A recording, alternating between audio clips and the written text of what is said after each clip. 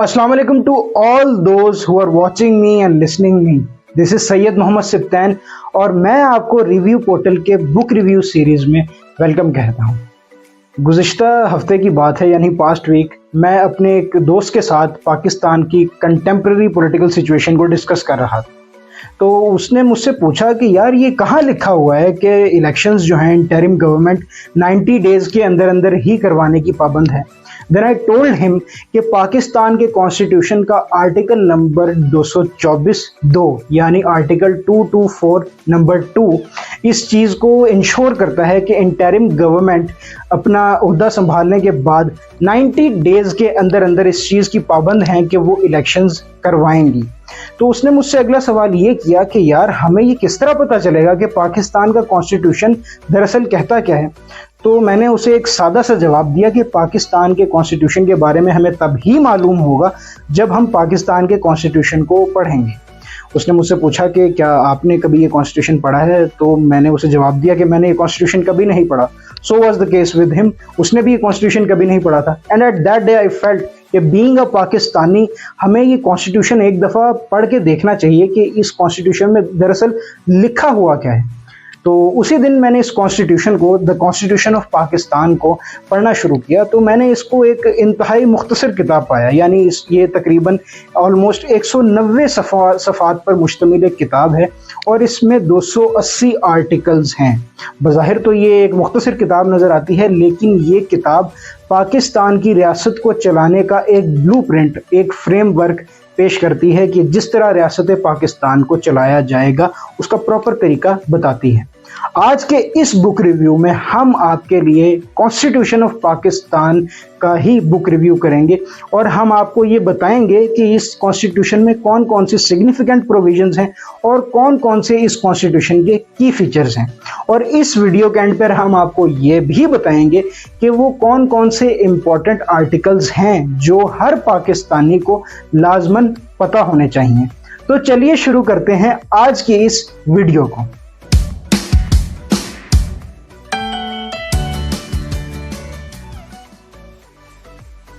पाकिस्तान में मौजूदा एडॉप्टेड आइन, यानी जो इम्प्लीमेंट हो रहा है, वो 1973 का कॉन्स्टिट्यूशन या आइन है।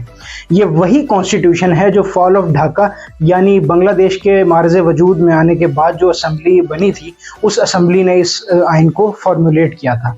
पाकिस्तान का कॉन्स्टिट्यूशन पाकिस्तान के इंस्टीट्यूशंस, पाकिस्तान की गवर्नेंस और पाकिस्तान के सिटीजन्स के फंडामेंटल राइट्स को लेकर किस तरह एक रियासत चलेगी, इस सब का फ्रेमवर्क डिटेल से बताता है। और इसमें ये क्लियरली लिखा हुआ है कि पाकिस्तान की रियासत को किस तरह चलाया जाएगा। यानी अगर हम ये देखें तो अगर हम इजीली अगर ये अल्फाज में बात करें तो पाकिस्तान का कॉन्स्टिट्यूशन या किसी भी कंट्री का कॉन्स्टिट्यूशन एक कंट्री के लिए बिल्कुल ऐसे ही होता है जैसे एक जिस्म के लिए रूह होती है, यानी इतना इंपॉर्टेंट एक कॉन्स्टिट्यूशन होता है। पाकिस्तान का अगर कॉन्स्टिट्यूशन की अगर हम हिस्ट्री देखें तो पाकिस्तान के कॉन्स्टिट्यूशन की हिस्ट्री की तरफ जो पहला कदम रखा गया था वो 23 मार्च 1940 को रखा गया था और उसके 7 साल बाद यानी 1947 में पाकिस्तान आज़ाद तो हो गया, लेकिन पाकिस्तान की आज़ादी के 26 साल बाद तक पाकिस्तान पॉलिटिकल क्राइसिस का शिकार रहा और कॉन्स्टिट्यूशनल क्राइसिस का शिकार रहा। इसकी सबसे बड़ी वजह सियासी लीडरशिप का मौजूद ना होना, यानी सियासी लीडरशिप हमारे पास कोई ऐसी थी नहीं जो मुल्क को लेकर चल सकती। और दूसरी सबसे बड़ी वजह मुसलसल पाकिस्तान की फ़ौज का पाकिस्तान की पॉलिटिक्स में या पाकिस्तान के स्टेट अफेयर्स में इंटरफेरेंस थी। ये बात आपको सुन के हैरानगी होगी, लेकिन हकीकत ये है कि इसी दौरान जनरल अयूब खान और जो बाद में फील्ड मार्शल भी बने, उनका 10 साला मार्शल्ला भी रहा और इसी दौरान जनरल याया खान ने मार्शल्ला लगाया और उसी मार्शल्ला के दौरान पाकिस्तान 2 लाख भी हुआ। तो ये सारा पॉलिटिकल क्राइसिस था। और उसके बाद अगर हम 1947 में पाकिस्तान की आज़ादी के बाद की बात करें तो 1949 में उस वक्त के वज़ीर आज़म नवाबज़ादा लियाकत अली ख़ान ने करारदाद मकासद पेश की करारदाद मकासद में ये सारा फ्रेमवर्क पेश किया गया था, यानी एक गाइडलाइन दी गई थी कि पाकिस्तान का आने वाला कॉन्स्टिट्यूशन किस तरह का होगा और वो किन किन चीज़ों पर मुश्तमिल होगा, जिसमें सबसे अव्वल चीज़ ये थी कि पाकिस्तान एक इस्लामी रियासत होगी और पाकिस्तान में सॉवरेनिटी जो है वो अल्लाह से बिलोंग करेगी, यानी हाकमियत सिर्फ अल्लाह ताला की ही होगी। ये करारदाद मकासद में लिखा हुआ था, आप स्क्रीन पर करारदाद मकासद को देख सकते हैं। उसके बाद करारदाद मकासद 1949 के बाद 1956 में एक आइन दिया गया। 1956 का जो आइन था, इस पर पाकिस्तान की जो लीडरशिप थी, यानी मेजर लीडरशिप थी और मुक्तदर हल्के थे, वो इस पर इत्तफाक राय ना कर सके और फिर उसका रिजल्ट ये हुआ कि 1958 में जो उस वक्त के जनरल अयूब खान थे, जो कमांडर इन चीफ भी थे, उन्होंने मार्शल लॉ लगाया और इस आइन को एब्रोगेट कर दिया, आइन को मनसूख कर दिया। फिर 1962 में अयूब खान के दौर के दौरान ही उन्होंने एक आइन दिया जो एक प्रेसिडेंशियल सिस्टम को भी डिपिक्ट करता था, उसमें एक प्रेसिडेंशियल सिस्टम का कॉन्सेप्ट दिया गया था, लेकिन इस आइन पर भी इत्तेफाक ना हो सका और 1969 में अयूब खान को भी अपनी कुर्सी को छोड़ना पड़ा। और अयूब खान के बाद उस वक़्त के जो कमांडर इन चीफ थे जनरल याह्या खान, उन्होंने मार्शल लॉ नाफिज कर दिया और उस आइन को भी मनसूख कर दिया। और उसके बाद यानी पाकिस्तान की आज़ादी के 23 साल बाद तकरीबन पाकिस्तान में पहले आम इंतखाबात हुए और इन आम इंतखाबात में अवामी लीग ने मेजॉरिटी हासिल की, लेकिन पॉलिटिकल डिफरेंसेस की वजह से पाकिस्तान दो लख्त हो गया। यानी जो मुल्क लाखों लोगों की, लाखों मुसलमानों की कुर्बानी देकर हासिल किया गया था, वो मुल्क आइन की फॉर्मुलेशन यानी आइन को हतमी शक्ल देने से पहले ही दो लख्त हो गया। उसके बाद इस आइन को जो है एक हतमी शक्ल दी गई 1973 में और इस आइन को राइज किया गया।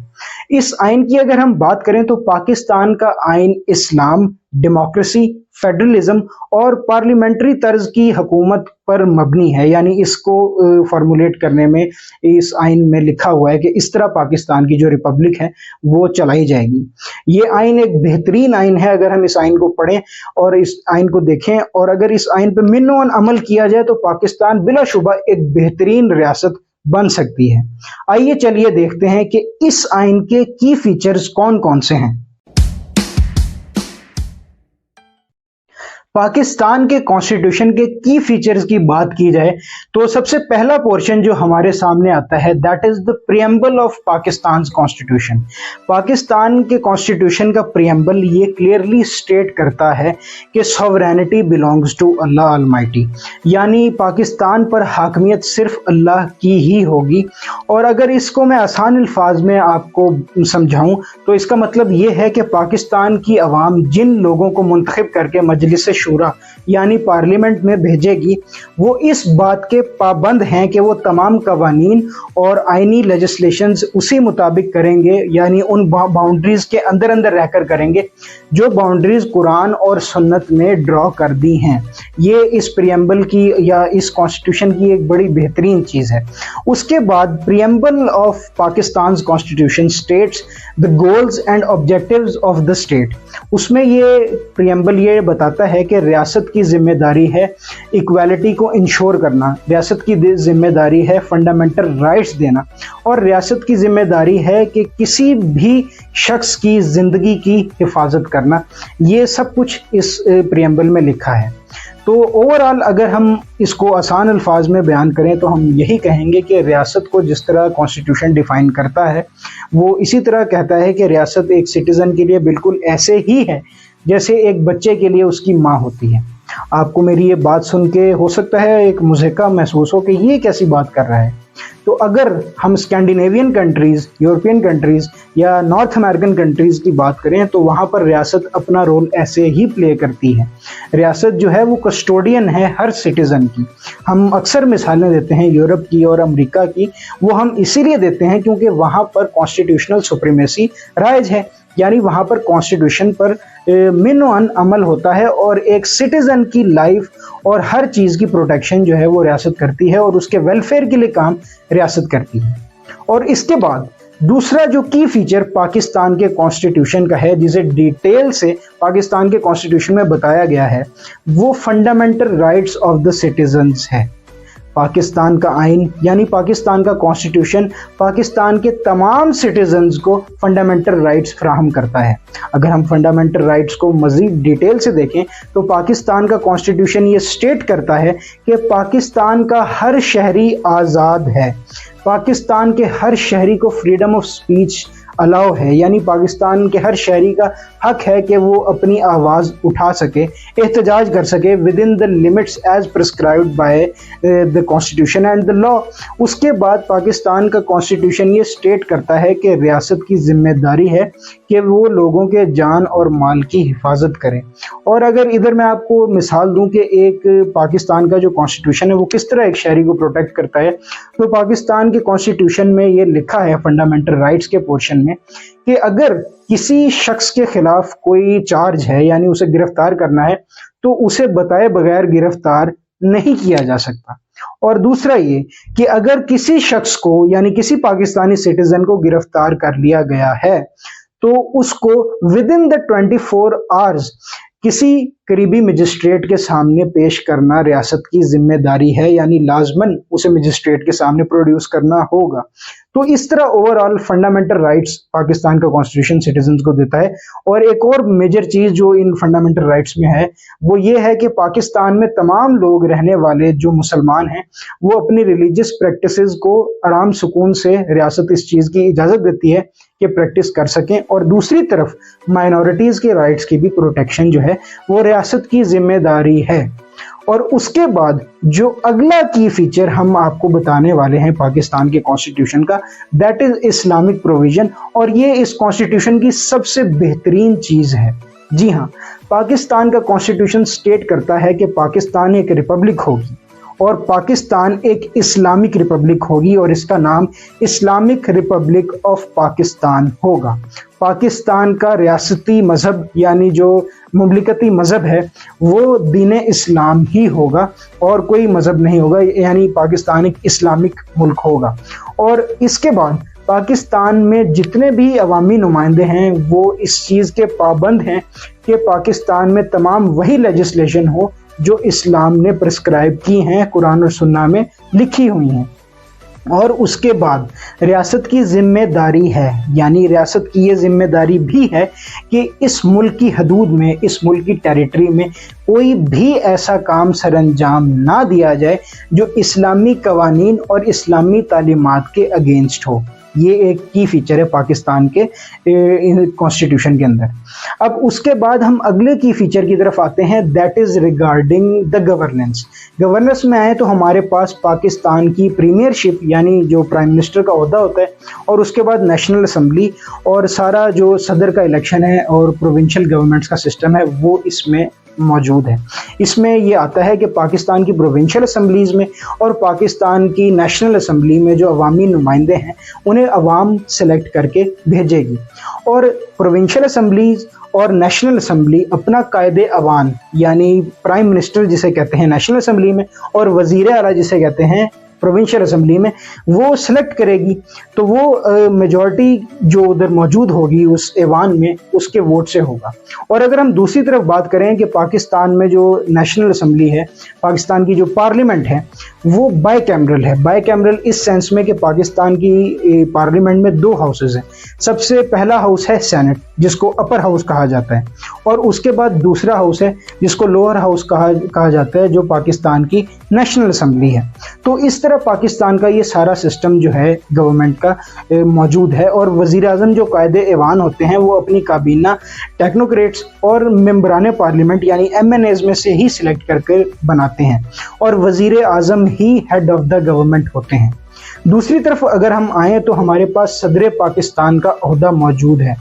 सदर पाकिस्तान कॉन्स्टिट्यूशनली पाकिस्तान की रियासत के सरबराह हैं यानी हेड ऑफ द स्टेट हैं और आर्म्ड फोर्सेस के कमांडर इन चीफ भी हैं। पाकिस्तान में जो गवर्नमेंट है, वफाकी हुकूमत है, वो जितने भी स्टेप्स लेगी वो सदर के कंसेंट से ही लिए जाएंगे। लेकिन अगर हम पावर्स की बात करें तो पाकिस्तान में पावर्स नेशनल असम्बली यानी और सेनेट पार्लियामेंट यानी ओवरऑल पार्लियामेंट के पास ज़्यादा पावर्स हैं और वज़ीर आज़म के पास एज कम्पेयर टू प्रेसिडेंट। यानी हम आसान अल्फाज में ये कहें कि ये एक सिंबॉलिक सा जो ओहदा है, लेकिन इसका हरगिज़ मतलब ये नहीं है कि सदर का ओहदा बिल्कुल ही ना होने के बराबर है। सदर के ओहदे की अपनी खसूसियात हैं और इसकी अपनी पावर्स हैं within the limits as prescribed by the constitution of Pakistan. तो इस तरह एक बड़ी ज़बरदस्त हिरार्की जो है वो मौजूद है। और दूसरी तरफ सूबों में भी यही सिस्टम है, गवर्नर का सूबों में वही रोल है जैसे सदर का वफाक में रोल है, और उसी तरह प्रोविंशियल असम्बली में वज़ीर आला ऐसे ही है जिस तरह वफाक में वज़ीर आज़म पाकिस्तान है, यानी सूबे के लेवल पर वो पावर्स उसको हासिल हैं और उसकी काबीना प्रॉपर काम करती है। तो इस तरह एक हिरार्की पाकिस्तान के गवर्नमेंटल सिस्टम में मौजूद है, जिस तरह पाकिस्तान जिसके लिहाज से पाकिस्तान जो है अपना सारा हुकूमत का निज़ाम चलाता है। तो ये एक प्रॉपर एक फ्रेमवर्क है जो इस कॉन्स्टिट्यूशन में मौजूद है, और ये वन ऑफ द बेस्ट की फीचर्स भी हम इसे कह सकते हैं। यानी अगर इस जमहूरी निज़ाम पर मिनोन अमल किया जाए तो ये एक बेहतरीन तरीक़ाकार है किसी भी रियासत के निज़ाम को चलाने का। उसके बाद जो पाकिस्तान के कॉन्स्टिट्यूशन का अगला फीचर है that is the judiciary of Pakistan, जिसमें पाकिस्तान का सारा जुडिशल सिस्टम बड़े अच्छे तरीके से एक्सप्लेन कर दिया गया है और जुडिशल सिस्टम किस तरह वर्क करेगा ये भी एक्सप्लेन कर दिया गया है। पाकिस्तान के जुडिशरी के सिस्टम में सबसे ऊंचा इदारा यानी सबसे हाईएस्ट इदारा सुप्रीम कोर्ट ऑफ पाकिस्तान है, और सुप्रीम कोर्ट ऑफ पाकिस्तान में अगर हम शख्सी इनफरादी की तरह के लिहाज से बात करें, यानी सिंगल इंडिविजुअल जो सबसे पावरफुल है that is the chief justice of Pakistan, जो सुप्रीम कोर्ट के सबसे आला जज होते हैं। और अगर हम पावर्स की बात करें या ओहदे की बात करें तो पाकिस्तान में सबसे हाईएस्ट जो ओहदा है वो चीफ जस्टिस ऑफ पाकिस्तान का ही है।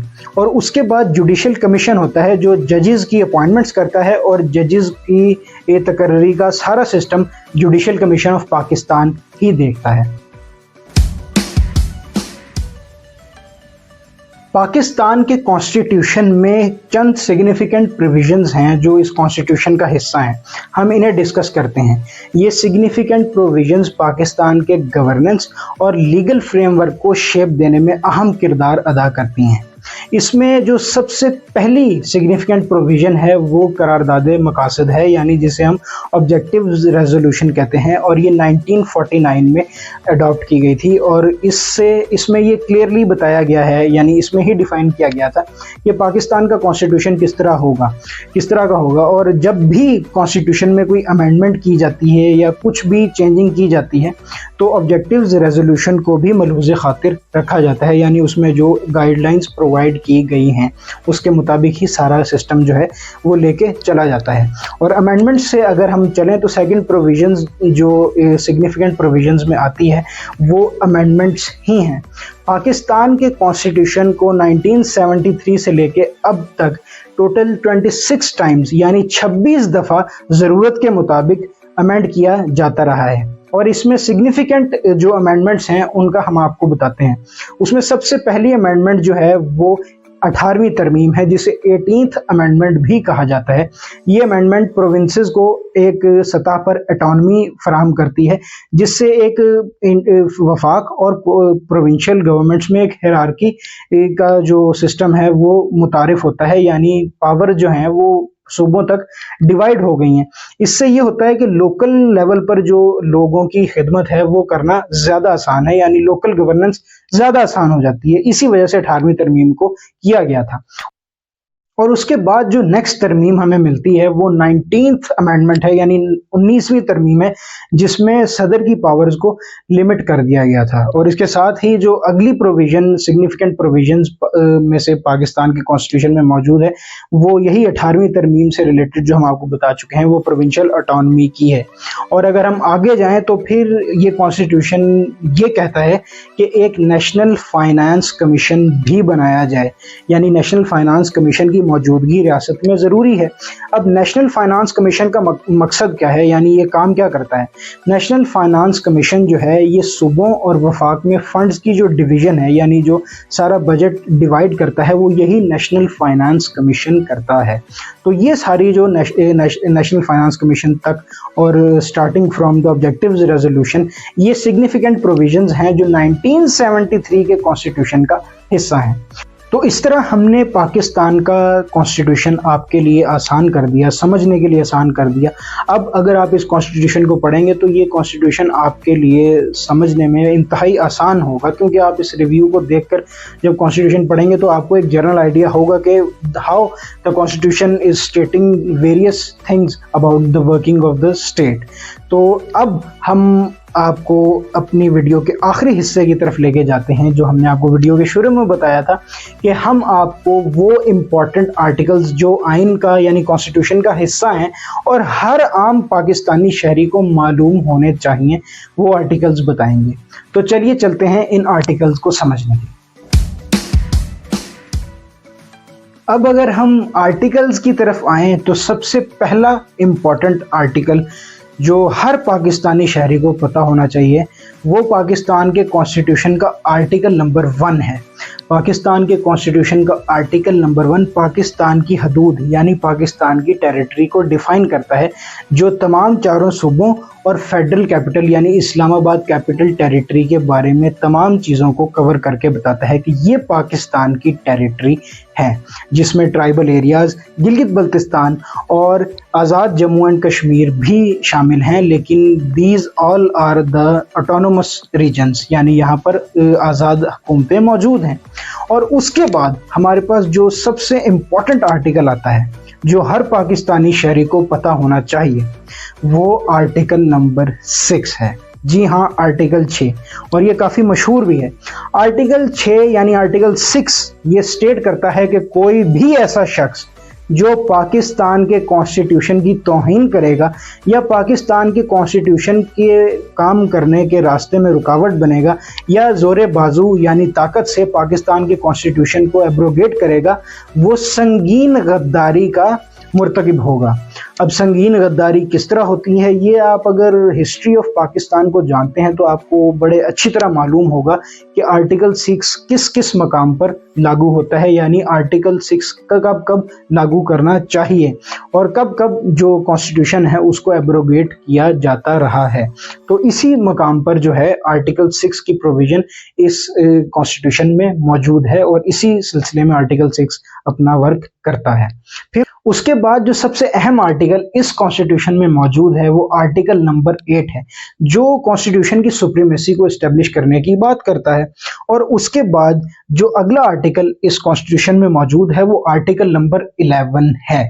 जी हाँ, आर्टिकल नंबर 11 ये कहता है कि पाकिस्तान में फोर्स लेबर नहीं हो सकती या स्लेवरी पाकिस्तान में बैन है, यानी कोई भी शख्स किसी को भी ताकत के ज़ोर पर अपना गुलाम नहीं बना सकता। यानी स्लेवरी जिस तरह अमेरिका में या मिडिल एजेस में राइज थी, तो उस तरह कोई भी शख्स किसी दूसरे शख्स को स्लेव नहीं बना सकता, ये कानूनन जुर्म है, ये कॉन्स्टिट्यूशन स्टेट करता है।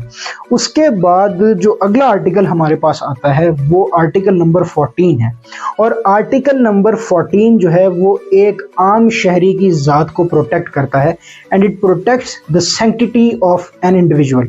यानी अगर किसी भी इनफरादी शख्स से कोई गलती हो गई है तो उसकी सज़ा उसको कानून के मुताबिक ही दी जाएगी। रियासत कोई भी ऐसा काम नहीं करेगी जो कॉन्स्टिट्यूशन के अगेंस्ट हो, यानी उस पर कोई जुल्म, ज़बरदस्ती या जबर नहीं किया जाएगा और उसकी सारी जो कार्रवाई है वो अदालत के ज़रिए ही की जाएगी। और उसके बाद जो हमारे पास आर्टिकल आता है वो आर्टिकल 19 है, और आर्टिकल 19 फ्रीडम ऑफ स्पीच की बात करता है। जी हाँ, इस आर्टिकल में लिखा है कि पाकिस्तान में हर शहरी को एहतजाज करने का हक है या अपने हक के लिए आवाज़ बुलंद करने का हक है, और ये हक पाकिस्तान का कॉन्स्टिट्यूशन हर शहरी को देता है।